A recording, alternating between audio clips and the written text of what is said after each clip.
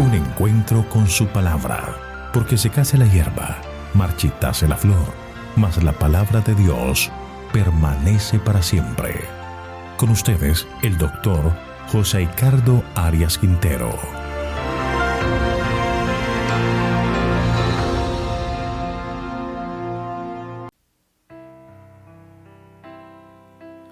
Hoy vamos a estudiar Sofonías capítulo 3, los pecados de Jerusalén.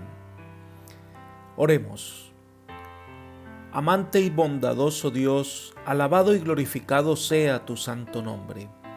Venimos a ti, Señor, para presentarnos ante quien es nuestro Señor, nuestro Salvador, nuestro Redentor, y para que nos cubras con tu justicia, perdones nuestros pecados, nos limpies de toda maldad.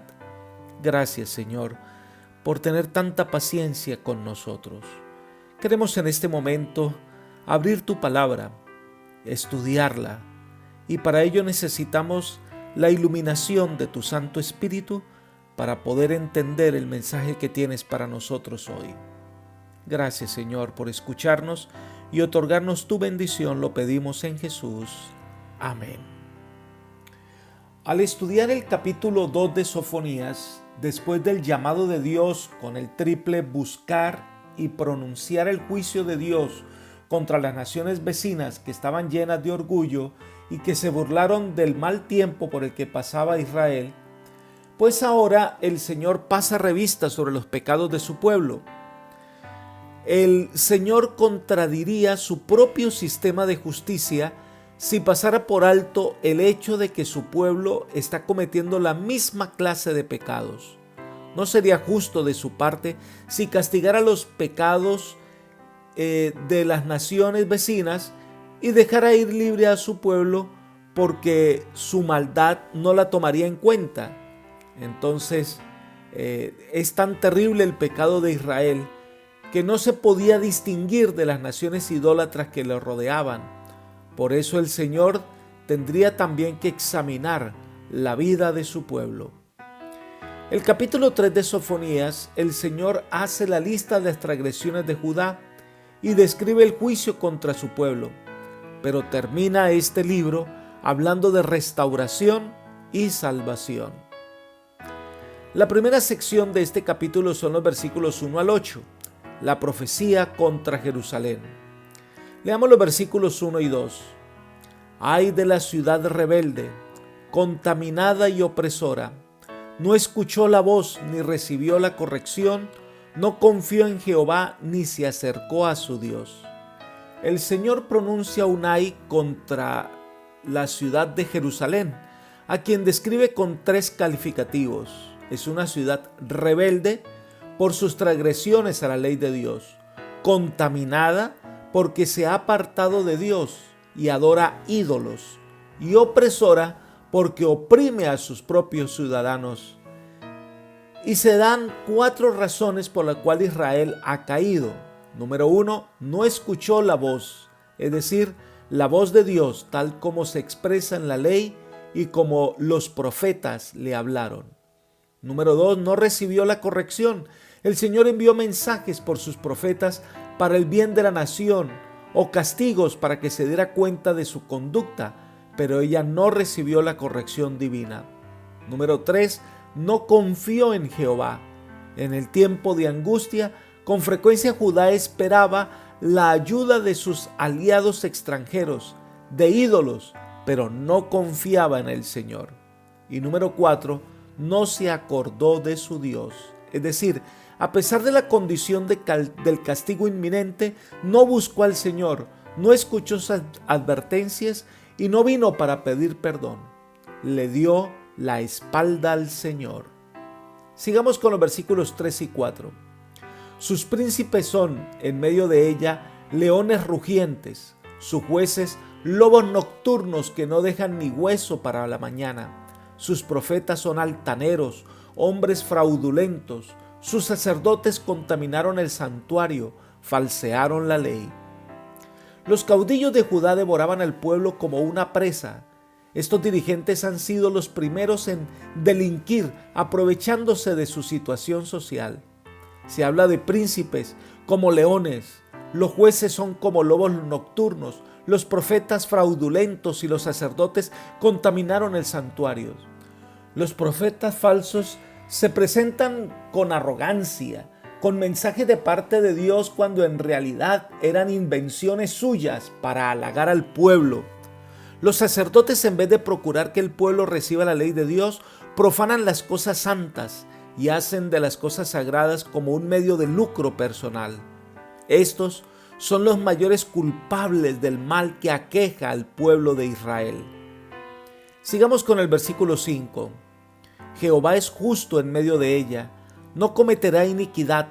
Cada mañana al despuntar el día emite sin falta su juicio, pero el perverso no conoce la vergüenza.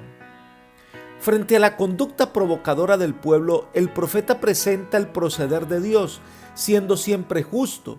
Y así como sale el sol todos los días, cada mañana para iluminar a todos, así el juicio de Dios se manifiesta cada mañana en beneficio de todos. Severamente se hace recordar los transgresores que Dios está siempre en medio de ellos, testificando de la justicia divina mediante el templo, sus servicios y sus verdaderos adoradores, con lo que quitaba todo tipo de excusa para justificar su desobediencia. Sigamos con los versículos 6 y 7. Hice destruir naciones, sus habitaciones están asoladas. He dejado desiertas sus calles hasta no quedar quien pase. Sus ciudades han quedado desoladas, no ha quedado ni un hombre ni un habitante. Me decía, ciertamente me temerá, recibirá corrección y no será destruida su morada cuando yo la visite. Mas ellos se apresuraron a corromper todos sus hechos. Este pasaje presenta una triste realidad del pueblo de Judá. Los transgresores sabían que Jehová había destruido naciones impías, e incluso los cananeos también habían sido destruidos para que Israel se estableciera. El reino del norte de Israel fue destruido por Asiria. Así Judá es advertida, junto con otras naciones, del merecido castigo de Dios debido a su pecado. Los castigos infligidos sobre las naciones, más las advertencias divinas sobre la desolación que vendría a Jerusalén, deberían haber enseñado a los israelitas para que se arrepintieran y obedecieran a Dios. Si ellos no se reformaban, recibirían el mismo castigo. Pero en vez de arrepentirse, en vez de buscar al Señor en humildad, tales advertencias no sirvieron de nada, pues ellos se apresuraron a hacer el mal. Versículo 8. Por tanto, esperadme, dice Jehová, hasta el día en que me levante para juzgaros, porque mi determinación es reunir las naciones, juntar los reinos, para derramar sobre ellos mi enojo, todo el ardor de mi ira, hasta que el fuego de mi celo consuma toda la tierra. La intensidad del mensaje de este versículo se destaca porque es el único en el Antiguo Testamento que tiene las 22 letras del alfabeto hebreo. Es decir, que es un mensaje abarcante, fuerte, directo. Si los pecadores no se arrepienten, el castigo divino es inevitable.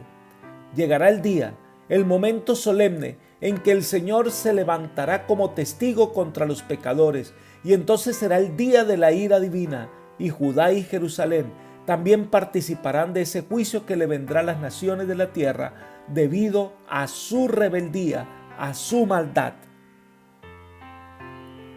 La segunda sección del capítulo 3 de Sofonías son los versículos 9 al 13, y es el anuncio de un reinado de justicia. Leamos el versículo 9.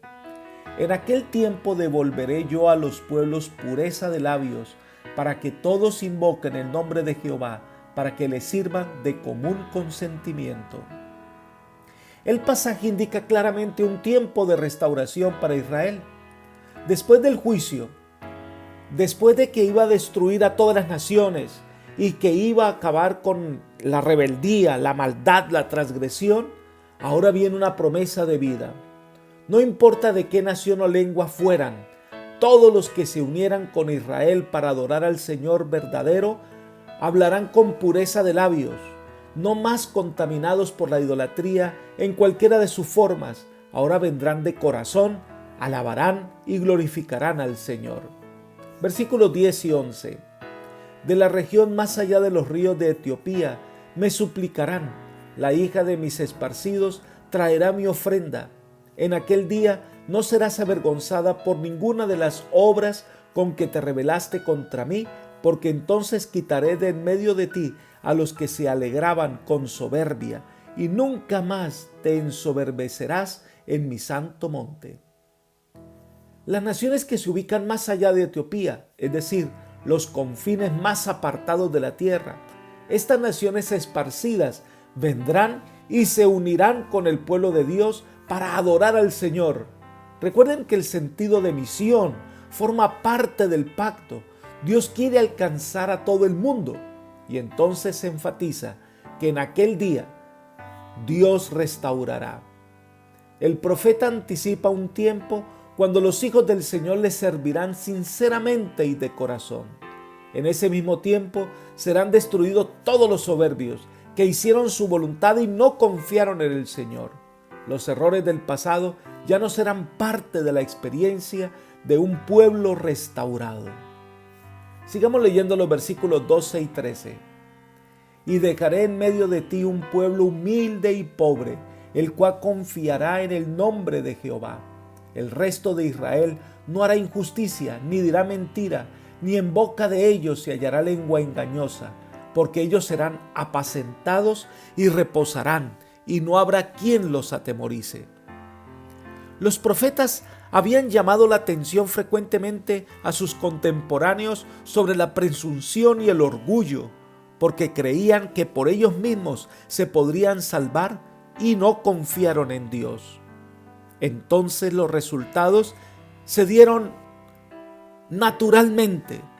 Al apartarse del Señor, buscaron el camino de la muerte. Pero ahora el Señor levantará un remanente, y el profeta describe las cualidades del carácter especial que tendría este remanente. Serían hombres humildes, justos, veraces.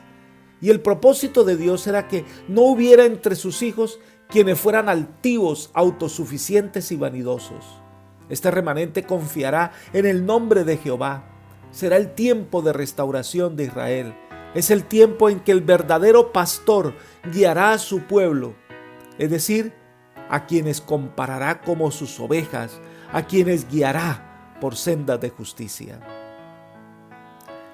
Y la última sección del capítulo 3 son los versículos 14 al 20 y habla específicamente de la restauración de Jerusalén, de la restauración de la adoración a Jehová, de la restauración de su pueblo. Leamos los versículos 14 y 15. Canta, hija de Sión, da voces de júbilo, Israel. Gózate y regocíjate de todo corazón, hija de Jerusalén. Jehová ha retirado su juicio contra ti, ha echado fuera a tus enemigos. Jehová es rey de Israel en medio de ti, no temerás ya ningún mal. Después de la prueba purificadora, se inaugura una era gloriosa para Jerusalén, que hace que puedan cantar llenos de júbilo y de gozo, porque el Señor ha retirado su juicio. El profeta aquí muestra que Jerusalén se regocija porque sus juicios, que aunque necesarios debido a su pecado, han sido apartados y sus enemigos han sido echados fuera. Los enemigos de Israel, que sería en este caso Babilonia, ya fue destruido y ahora se restaura la teocracia, donde el Señor mismo será el rey de Israel y los gobernará en justicia y paz. Y entonces habrá gozo, habrá canto, habrá alegría entre el pueblo redimido, entre el remanente de Dios. Sigamos con los versículos 16 y 17. En aquel tiempo se dirá a Jerusalén: no temas, Sión, que no se debilite en tus manos. Jehová está en medio de ti. Él es poderoso y te salvará. Se gozará por ti con alegría, callará de amor, se regocijará por ti con cánticos. Este es un tremendo mensaje de esperanza, de paz. Dios le dice a Sión que no tema, que no se desanime, que no se descorazone, porque Dios mismo restaurará a Israel y volverá a habitar con ellos. Y tal como el novio se alegra con su novia, el Señor se regocijará sobre su pueblo con alegría y canción. reposado en arrobo silencioso, mientras contempla a su pueblo en el cual se complace y se deleita. Por supuesto que este pasaje nos transporta hacia el fin mismo del gran conflicto, cuando este mundo será restaurado y el mal sea exterminado de la tierra. La descripción que nos ofrece la inspiración es que será un momento de mucha alegría y el coro celestial entonará un canto especial y el Señor mismo es quien dará la nota. Pero, ¿acerca de qué cantará Dios? ¿Acerca de la destrucción de los impíos? La respuesta es no. Él no se regocija ante la muerte de ningún ser de la tierra, pero lo que le trae gozo a su corazón son los resultados del juicio final. El pecado, el dolor, la muerte, la miseria y la enfermedad, el crimen ya no existen más. Todo esto desaparecerá por la eternidad y se gozará por la multitud de redimidos que estarán con Él para siempre.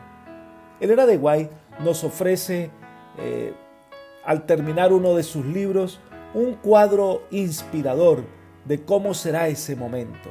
Ella dice: el gran conflicto ha terminado. Ya no hay más pecados ni pecadores. Todo el universo está purificado. La misma pulsación de armonía y de gozo late en toda la creación. De aquel que todo lo creó manan vida, luz y contentamiento por toda la extensión del espacio infinito. Desde el átomo más imperceptible hasta el mundo más vasto, todas las cosas animadas e inanimadas declaran en su belleza sin mácula y en júbilo perfecto que Dios es amor. Libro El conflicto de los siglos, página 737. Y entonces habrá alegría, gozo. Miren lo que sigue diciendo en otro aparte. A medida que Jesús les descubra las riquezas de la redención y los hechos asombrosos del gran conflicto con Satanás, los corazones de los redimidos se estremecerán con gratitud siempre más ferviente y con arrebatadora alegría tocarán sus arpas de oro y millares y millares de voces se unirán para engrosar el potente coro de alabanza. Mismo libro, página 736. Un canto que retumbará por todo el universo, reconociendo la gran victoria que ha logrado el Señor en favor de los seres humanos redimidos. Sigamos leyendo Sofonías capítulo 3, estas preciosas promesas que aparecen en el versículo 18 y 19. Como en día de fiesta apartaré de ti la desgracia, te libraré del oprobio que pesa sobre ti. En aquel tiempo yo apremiaré a todos tus opresores, salvaré a la oveja que cojea y recogeré a la descarriada. Cambiaré su vergüenza en alabanza y renombre en toda la tierra. Mientras estaban en el exilio, los fieles hijos de Dios no podían asistir a las fiestas santas. Por fe el profeta anticipa un tiempo cuando los verdaderos hijos de Dios se reunirán para adorarlo sin ningún oprobio. Y es tan grande la bondad del Señor que se ocupa de aquellos que necesitan auxilio, los que quizás tropiecen a lo largo del camino de la vida. Dios espera que cooperemos con Él, prodigando esa ayuda a otros, levantando, dando ánimo, y tomados de la mano del Señor, podremos llegar al puerto de eterna paz. Y terminamos el estudio del libro de Sofonías con el versículo 20.